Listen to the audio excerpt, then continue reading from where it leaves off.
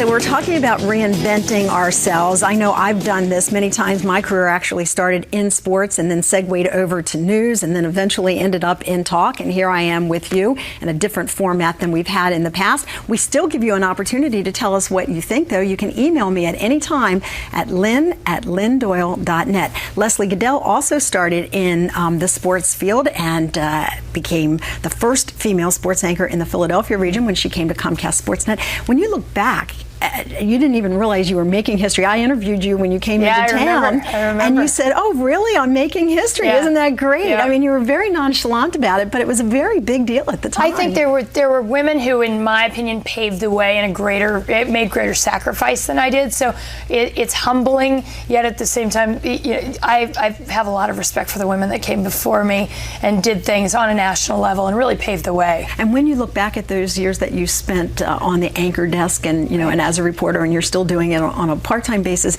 any particular stories stand out or moments that you just say, I can't believe I was there, I did that? Well, I think the Phillies winning the World Series. I mean, when I got here in 1997, the Phillies were 27 games out of first place in the NL East, and they were horrible, and they couldn't get, they were announcing 8,000 people showing up, but there were more like 800, and it's a big difference now. And it's to watch them build a franchise the way they have, it's a great lesson in the way that if you say with something and you can persevere through the rough times. That if you commit to something and you believe in it, that you can accomplish something. Did you have to persevere at any time during your career, being one of the lone women out there in a male-dominated industry? I think that if you go along with the guys and don't try to push your way through and say I belong here.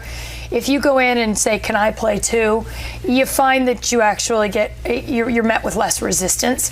I've certainly had a few people that have I've had to break through, but in the city, I've never had anybody that I at least didn't eventually earn enough respect. What will you miss the most not doing it on a daily basis? I have to say I'm very comfortable with my decision, so because I get to still go out to the Phillies games and cover the Phillies, and I don't go in and I'm not anchoring. I look at it now and I'm like, it's time to turn the page. I'm not one that looks back with regret.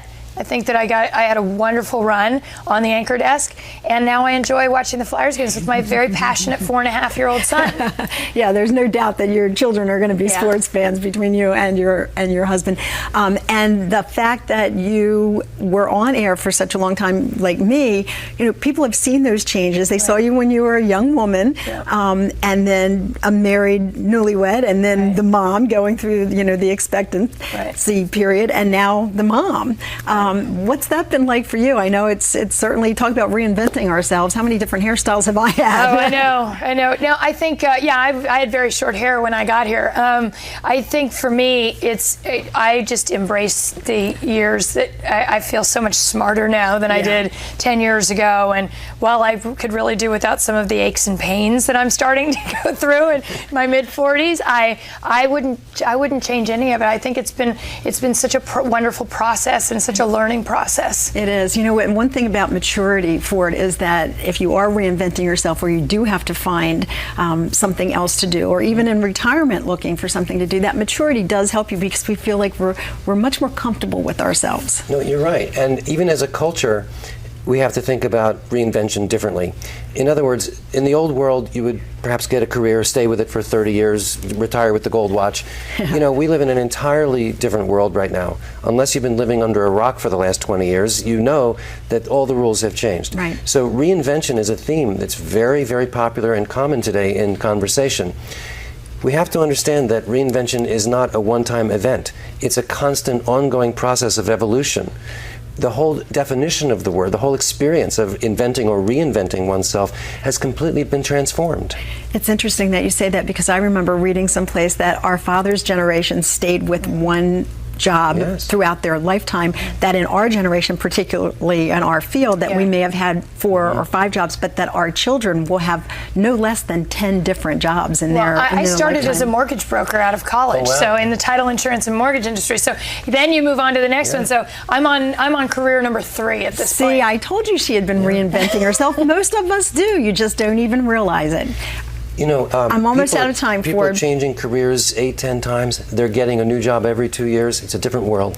It certainly is, but you have paved the way for us to find a way in that new world to reinvent ourselves. Ford Myers, thank you very much for being with us. And Leslie Goodell, congratulations on an outstanding career and on the success of a new career and being able to combine both of them. Best of luck to you, girlfriend. If you want to tell us your personal story about reinvention, email me at lynn@lynndoyle.net. That's right. Bye-bye.